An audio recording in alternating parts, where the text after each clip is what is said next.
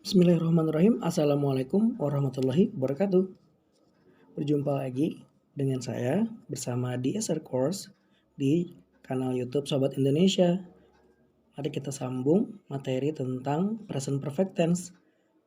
Sebelumnya kita udah belajar tentang present perfect tense yang rumus verb. Sekarang kita lanjut yang noun yang kedua, yaitu tenses ke-7 present perfect tense B yang noun, yang untuk kata benda ya, bukan untuk kata kerja lagi. Ya langsung lanjut untuk ke ciri-ciri. Kenapa? Karena definisi udah, tentang verb juga udah, kita langsung ke ciri-ciri aja ya. Bedanya apa sih antara verb dengan noun? Yang jelas secara definisi verb untuk kata kerja dan noun untuk kata benda. Betul. Ciri-ciri yang pertama nih saya bulat ini wajib banget ya, karena menggunakan been. Ciri-ciri perfect kan menggunakan have atau has ya. Masih ingat have untuk subjek siapa?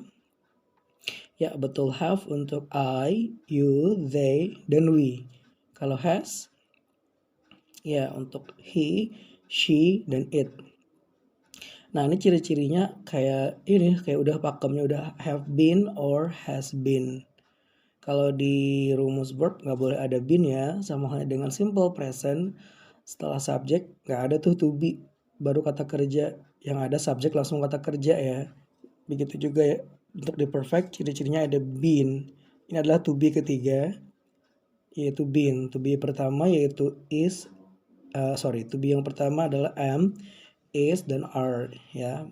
Pokoknya kalau masih ingat pelajaran tentang simple present tense yang rumus verb dan rumus noun, juga bisa mengcompare dengan rumus ini.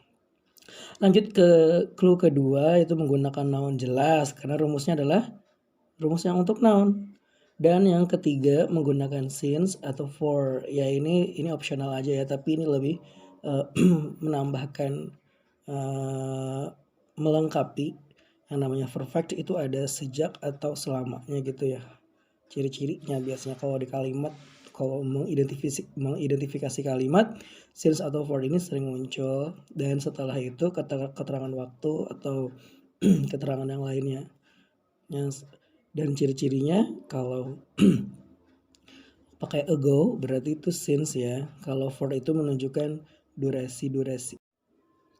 Jadi kalau since itu menunjukkan sejak kapan, kalau for itu berapa lama atau durasinya berapa waktu gitu ya. Oke, lanjut kita ke pattern atau formula. Maaf ini tulisannya, semoga bisa dibaca. Untuk rumusnya sama halnya dengan verb, hanya diganti been dan nounnya saja. Verb diganti dengan to be ketiga dan noun itu sendiri sebagai objek, maksudnya di sini ya, noun di sini sebagai objek. Jadi kalau untuk affirmative sentence ada subject plus have atau has plus been plus noun atau objek di sini ya, karena rumusnya noun ya saya tulis noun di sini, plus since atau for dan keterangan waktu. Untuk negatifnya, negatif sentence tinggal taruh not. Di mana naruh notnya? Ya sudah saya jelaskan sebelumnya. Not itu setelah have atau has, atau setelah is atau am, atau setelah are, atau setelah do, does, dan did, atau gitu ya. Jadi jangan bingung, nggak mungkin naruh not itu di depan subjek, di belakang subjek atau di belakang kata bendanya, nggak nyambung. Jadi untuk negative sentence ada subject plus have or has plus not plus been plus noun atau objek tadi ya, plus since or for, terus keterangan waktu deh tambahin. Supaya nggak bingung saya kasih titik-titik aja ya, supaya ada kelanjutan yang pasti.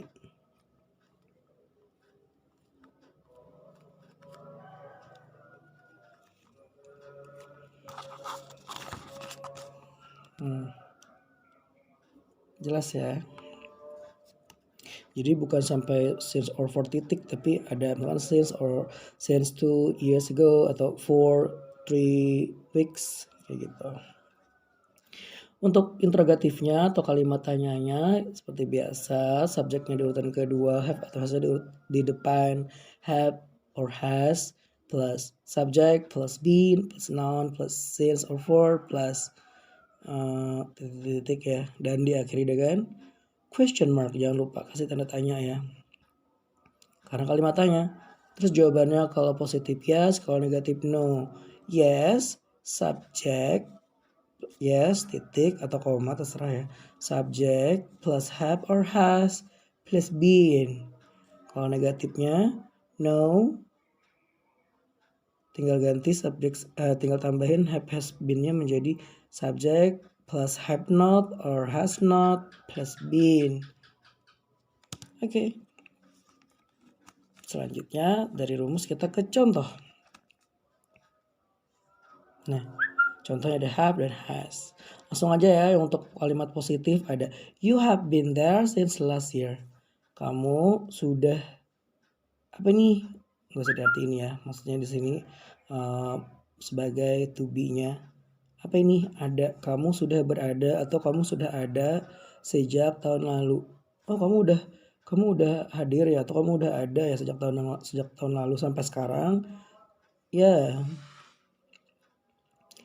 I have been there kayak gitu. Mas dia bilang, ya, I have been there since last year.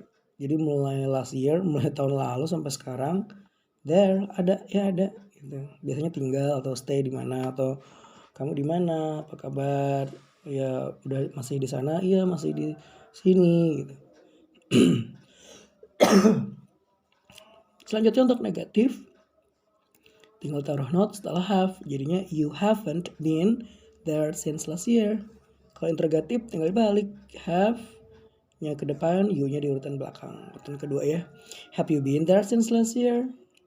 Atau pernahkah kamu ke sini? Atau sudahkah kamu di sini sejak tahun lalu? Kalau iya betul, tidak salah. Jadi kalau untuk positifnya yes, titik I have been. Kalau no-nya, negatifnya I haven't been, I have not been. Kenapa pakai I? Ya jelas, karena kalau ditanya you jawabnya pasti I, ya kan? Kalau ditanya I jawabnya you, jangan ketuker ya. Di materi sebelumnya udah saya jelaskan, kalau orang pertama I dan orang kedua saling bersahutan berarti saling berhadapan. Berarti kalau ditanya you jawabnya I, kalau ditanyanya I jawabnya pasti you. Betul. Beda halnya dengan orang ketiga, entah itu orang ketiga tunggal, he, she, it, atau orang ketiga jamak, they. Kalau kita ngebicara orang lain, entah itu banyak atau satu orang, otomatis yang kita bahas juga orang lain juga. Jadi kalau ditanya he juga jawabnya he. Kalau ditanya she jawabnya juga she. Kalau ditanya they juga dijawabnya they. Gitu ya. Selanjutnya kita ke contoh has. Untuk positifnya atau affirmative sentence-nya ada Yudi has been a visitor for 2 months. Nah, ini profesi ya atau jabatan atau orang, ini manusia nih satu orang. Yudi has been a visitor. Udah jadi atau udah pernah menjadi seorang pengunjung selama 2 bulan. Udah menjadi pengunjung selama 2 bulan. For 2 months. Selanjutnya, negatifnya ada not setelah has. Ya udah langsung aja isi. Yudi diubah pronounnya menjadi he karena dia laki-laki. He has not atau he hasn't been a visitor for 2 months.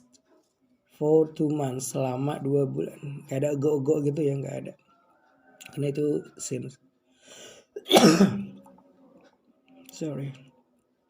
Next, untuk interrogative sentence atau kalimat tanya, ya dibalik lagi has, depan, Yudi-nya, he-nya di urutan kedua. Has he been a visitor for 2 months? Jangan lupa tanda-tanyanya, harus ini nggak muat jadi taruh di luar. Yes, he has been. Kalau positif, dan kalau negatifnya, no, he hasn't been. Tinggal taruh not di setelah has ini. Mudah sekali, bukan? Selanjutnya, setelah membahas tentang ciri-ciri atau clue, terus rumus, terus bahas contoh. Sekarang giliran kalian terakhir, yaitu membahas tentang exercise. Giliran kalian ngerjain tugas sama seperti tadi, satu yang menggunakan have, kedua menggunakan has.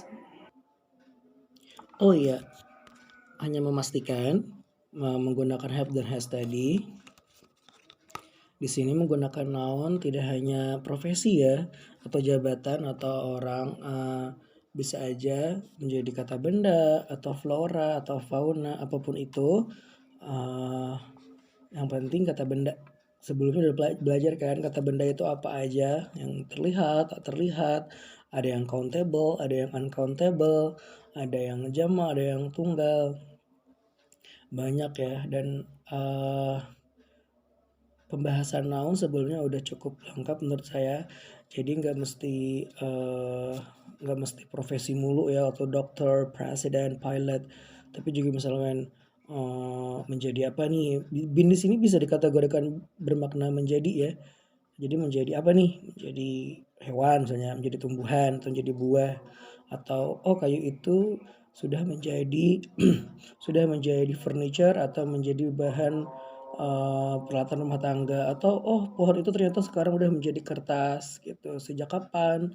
Sejak 2 tahun yang lalu udah diproses, sekarang pohon itu udah ditebang dan menjadi kertas sekarang. Kayak itu ya. Jadi kayak gitu ya. Jadi kayak bin ini sini kayak bisa diartikan sebagai maknanya menjadi gitu, atau juga bisa mendampingi kata benda sebagai to be pastinya ya, karena bin ini bentuk ketiga dari to be. Be, was, were, been. Be-nya ada am, is, are.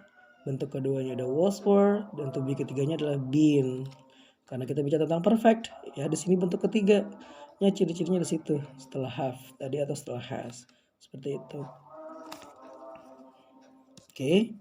Jadi latihan tolong kalian kerjakan langsung di kolom komentar, yaitu satu menggunakan have, terserah mau yang uncountable, countable, atau yang terlihat atau terlihat, unseen atau seen, dan juga has satu-satu masing-masing lengkap ya, ada afirmatif, negatif, dan interrogatif beserta jawaban yes dan no-nya.